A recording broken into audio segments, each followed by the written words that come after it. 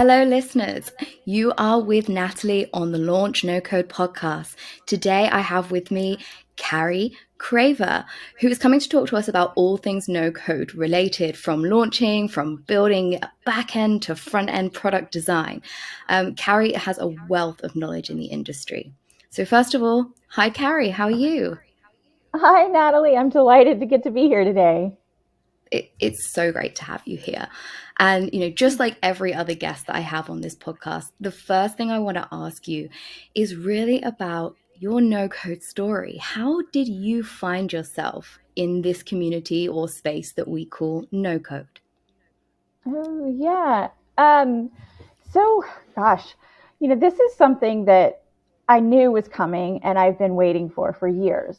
Because I have been a designer in tech and I've always been prolific with ideas and always wanting to execute things and working to try to do that on my own. And so I would say for at least a decade, I've been testing out different tools every week, or certainly every month, trying to find the things that I could execute more complicated websites in.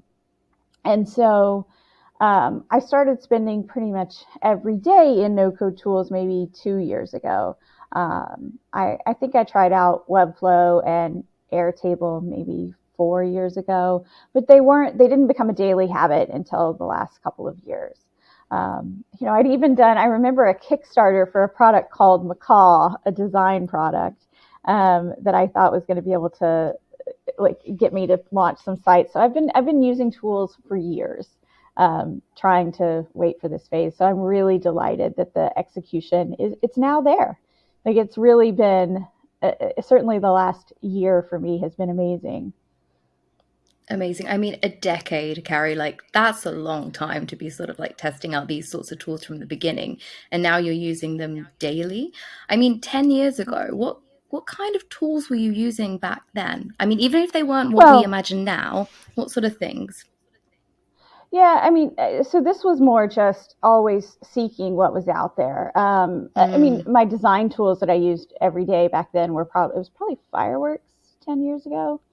Adobe Fireworks. But I started using Macromedia back in the late 90s. So I've been using design tools on a daily basis for 20 years, um, and focusing on design since then. But mm. really, it's interesting. I am a designer and I do call myself that, but my focus has always been in trying to help execute products. Really, that's what I love most is that whole business thinking and strategy. So I don't think I'm necessarily as good at that as I am at user experience design, but and probably the reason I'm best at user experience design is I love talking to people and I love seeing how people do things. And it is wild how differently people will look at the same thing and then their expectations, their thoughts. And so I think some of the years that I spent in usability, just doing usability testing all the time, really made me good at user experience. But anyway, back to the tools. So, I mean, I was always using stuff all over the place. So, UX Pen was one of the earlier prototyping tools that was excellent. I used Proto.io for a while. Um, you know, I would love to see if I had a list of all the products I've ever paid a monthly fee for. I can't even imagine. But I used Sketch back when I think it was Sketch 2 when I switched to that. So Sketch and Figma are now really the tools of the day for designers. Mm. Um, but for me, it's been nice to move on from those to Webflow and Softer and Card and UMSO. UMSO is one of my favorites, but something that maybe doesn't get as much discussion in the no code community. Wow. I mean, that's a lot of tools that you've used over the years. And I think I'm a little bit of a tool addict myself. I think my sort of obsession became with CRMs very early, years ago, and got being obsessed around like how do we really get to understand our customers and understand those very specific traits about them. And I think that's what actually drew me towards you, Carrie, because I didn't actually find you as a product designer or as a product person or as any form of designer. I came across your profile on Twitter, CC Girl, when I was thinking more about databasing. And you seem to Mm-hmm. be, actually really quite good at explaining databases and Airtable and things like that. So, I mean, were you aware that you had this sort of skill as well as your design? Well, thank you for the kind words, but yeah, I've certainly been very comfortable with structuring data, and there was even a phase where I used to write SQL maybe 10 years ago, 12 years ago, some. Um, so I definitely have a high comfort level. And I think you have to, as a good user experience designer, understand how you need your data structured if you're going to be working with it yourself. And so I think that's something that maybe with my design background, I'm a little more comfortable than a lot of people leaping to, either Airtable or Xano, or even Integromat and Parabola to be able to start structuring and doing things with your data. But I think because I've spent so much time thinking about and being told no from developers when I'm on teams for that I'm not allowed to do certain ways of organizing my data because of the way that things were structured and that we wouldn't have time to change things and reorder the database. And so, I've been having these conversations with developers for years when I would get to be involved in the conversations when projects were early on. And I would say things like, well, let me do some deep dives with how the data will be best organized for users to see things, for people to kind of see things structured together and understand it. And I think because I had those conversations a number of times throughout the years and knew that the way it's set up in the beginning impacts the way you're allowed to show things easily. I knew it was important. And so, yeah. I mean, that's so interesting because what you're sort of saying from there, it was actually almost like we need to have a bit more of a holistic team involved in the way that we structure databases and the architect of databases right at that beginning. And I almost feel a little bit similar to you in that sense because a lot of the time when I'm working from a marketing perspective with products and I'm looking to track certain metrics or look at certain triggers within databases and that data's not there, and I sort of am questioning like how do we actually get that data in there if it wasn't built in there to start with? So my question for you, Carrie, is do you think we actually need more holistic skills around the database architecture moving forwards? Yeah, I mean, it's always good if the team can come together early and listen to the different stakeholders who are going to be using that data and let them at least voice the things that are going to be most important to them, the things that are going to let them do their jobs well. If Mm. the person designing the database doesn't understand those things, they're going to have oversights, or even bigger than that, they may build in some structural problems to how things are going to work. But honestly, the user experience designers throughout the years, they weren't included in those conversations. They weren't invited to those conversations and willingly brought in. But yeah, I've mainly worked for startups, and I can definitely be assertive and say, I'd like to be part of that conversation. I have some things that may influence the way uh, I would like to see the data organized so that we can best show it to users. And sometimes I would get to be part of that conversation and in that room then, and sometimes I wouldn't. But Mm. I think it's something it's pretty different now. I mean, 20 years ago, I wasn't even called a user experience designer, and design was considered decorative. Mm. But we've obviously moved on from that. But I'm not sure that developers feel comfortable having designers say things like the conversation we were having on Twitter, where I was showing, right now I'm working on a product where I want to recommend products to people, and I wanted to have a list of features, and then each product that is best in class for that. So, for instance, full custom design. I want to put Webflow as the best product for that. Mm. So I'm, you know, in Airtable, you pull it and you look up another record, and I'm just making it so I can only have one in that column. But then I have Mm. another column right next to it of data, and it says has the feature. And so that's going to have 25, 30 products, Mm. So you, possibly, depending on yeah, what the so feature is. yeah, so you've got almost that one-to-one relationship and also the one-to-many relationship that you sort of built in depending on what the input is. And it's interesting that Yeah. it's interesting that you mentioned about that sort of, do developers feel comfortable? Do we feel comfortable as marketers to actually take on advice from developers? And do product owners feel comfortable with taking advice from marketers and developers? And I think it's very much dependent on who you work with. And I think Hmm. we're learning more and more the kind of crossover of skills that people have between each department as well. I mean, you kind of brushed over SQL, like that was not a big deal to just have in your repertoire of skills, but that's not something that someone would typically associate with a product person, is it? Or I don't know, you tell me. No, I mean, most UX designers have not written SQL, and that was something I probably did for, I don't know, a year. So it wasn't a lengthy period of time, and it wasn't recently, but it's something I'm comfortable. I mean, learning SQL it didn't seem uh, out of my league.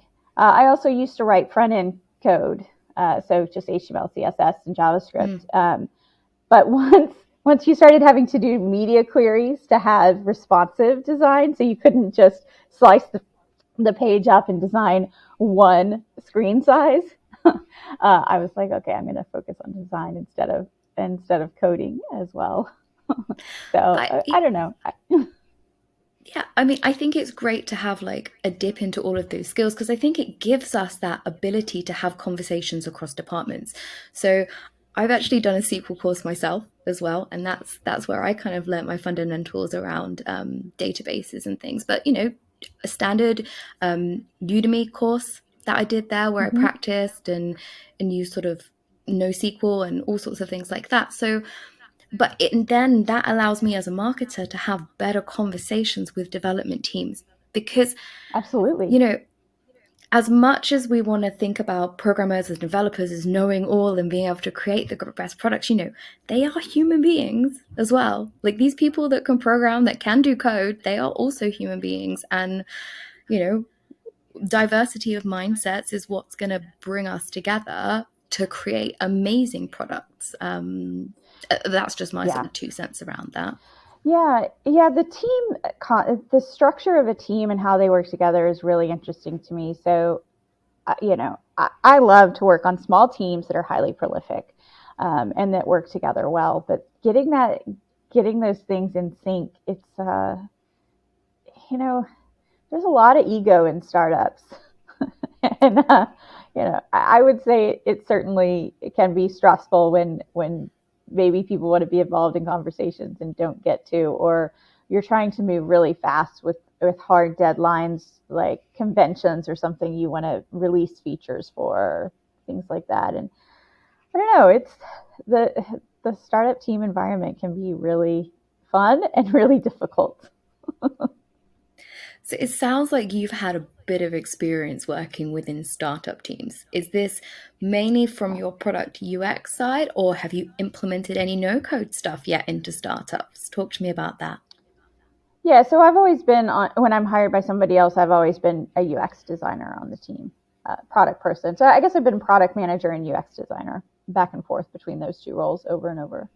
Um, but yeah, I mean, at this point, I want to create my own products, and I've just started having some success with that with the COVID site that I launched in January, and and I just a couple of days ago noticed I still had 15,000 visitors come to the site in March, and I'd Gosh. forgotten about the site entirely. I didn't realize anybody was still going to it until I was looking at something else and I saw the stats for that, and I was like, "What site is this that I'm getting 15,000 people?"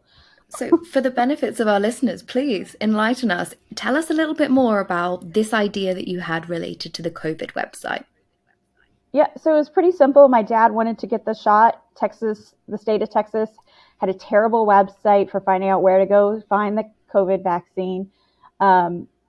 Very little information about how to actually make that happen. And so I had just listened to a Planet Money podcast from a guy in Taipei who had done a crowdsourcing site for the information to buy masks when MERS or SARS or something hit there. And I thought, well, I can definitely, with Webflow and Airtable, create a site that people can crowdsource the information and pull, and I can pull in the location data from the Texas site. And so I did that. A couple of people helped me out getting the data. I'm not real good at scraping data and figuring out how to get those tools to work. I've tried Octoparse and a few others, and I gave up. But yeah, I put that out there, and then people started using it right away. And I went on the local news because I wanted people in that 65 and over category to find out about it. And I knew they're not following me on Twitter, listening to me talk about design. So I got on a couple of local news shows in Texas, and then I got some national media as well. So, but now the CDC finally created a site, so I just forward everybody from my site to theirs because that's the most helpful information. Sure. So that was my biggest success so far in building a product that got any traction. Yeah, I was going to say that's some serious traction. And what have you learned from that, do you think, in terms of the success from it? Yeah, I've learned if you could pick a topic that is timely and life and death and build a site to help people in that category, getting attention is not a problem. And that really is my big weakness is I love to build. I just don't love to market. And so for me, this was way unexpected. I thought I would get, maybe help out a few dozen or a couple hundred people. And my main goal was to have somebody tell me where to tell my dad to go to get the site. Like that was the underlying reason I built it, is so I wouldn't have to help him call pharmacies or, that kind of stuff. Just that would just be a pain. Building on trends is a marketing product strategy, like building related to trends in the market. I mean, I don't know if you're familiar with Bad Unicorn and the guys behind that. Oh, yeah. Yeah. So they're a product house. They launch small products every Friday, but they focus on the trends, which means that's how they leverage their marketing. They just follow the trend because there's already getting traction within that trend, and that is a type of marketing. And you effectively did that. So I now have a question, which is slightly different, is you are now funneling users or viewers from your website to a government website. Is this something that you are monetizing? Is this something that you are doing out of the good of your heart? Is it something that you have sponsorship for? How's the monetization of that stuff working? Yeah, again, big weakness for me. I'm not great with, I have not been really successful in creating business models around the products I create. I spend more time focusing on building than I do. And this one, my goal was not to make money. My goal was this audience, it was terrible what the state of Texas did for people. I wanted to just help anybody I could with this one. And I mean, it cost me $100 maybe to run it so far. So, I mean, that was worth it. But I did at one point have a donation button on the site. And I think I got maybe $850. So I made some money from that. So I kind of like to reflect, because I'm finding this with a few no-code makers, and I'd like to kind of reflect this back at you now, is that the government who are running these, they have grants and funding to run their teams, to pay the people that are putting up their websites and running their campaigns, correct? I have no idea who. This was the CDC site that now actually helps people.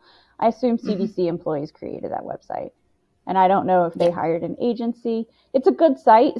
So this is terrible. I assume that somebody working for the government didn't create it, because it went up pretty quickly after the Biden administration was in office, and it's good. So I assume they hired an agency and they built it. Yeah. So, I mean, just another way of looking at it would be to think of, I wonder if there was some funded related to that, that you could have a cut of the funding if it was government sponsored. You're providing a valuable service and you are directing and signposting, and that is of value. And I think it's just quite interesting to kind of talk about how we actually, from a mindset perspective, think about this stuff. Yeah. Yeah, I mean, I didn't think of that. I definitely didn't consider that there was any funding possibility for the site as it is today. Yeah. I mean, I'd So love yeah. to I'd love to see that. I mean, can you share the URL? Is it still up? Yeah, it is. It's findvaccineusa.com. And And is the donate button still up there? nope, I took that off. I took that off when I started working with Oracle because they helped me build a national version of the site. It didn't get launched very soon before the CDC launched their site. Mm-hmm. Oracle's a big company, and Mm. moving, they're not going to build the site in 2 or 3 days, um, as I was able to do. So I did add it to. Gotcha. Okay. But yeah, I like the idea of going back and revisiting how to uh, monetize that. Well, and another thing is, at the beginning, I was going to start sending email and text notifications when it became clear exactly where to go to get the site at locations. Mm-hmm. And I think I ended up collecting about 20,000 text, phone numbers and emails from people who said they wanted to be notified.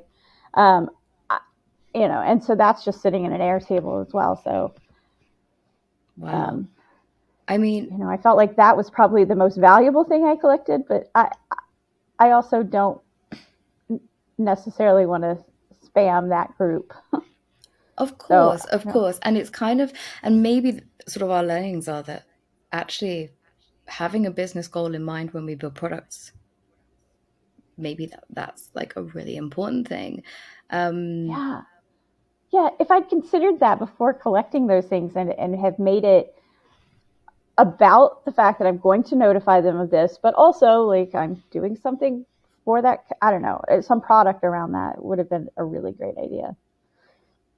But yeah, I'll be more thoughtful next time I find something that's this timely. you have done such an amazing thing, though, to be able to create a product and a campaign that has even driven you to acquire that much data. Like, there are some people that only dream of doing that. And, I think we should celebrate your success from being able to, you know, get people to give their data. It is a personal possession, it is something that is personal to them. And they have offered that to you because that's truly how much value they thought that you were providing in your product. Oh yeah, So, I mean, hands up to you for that. That was yeah. awesome.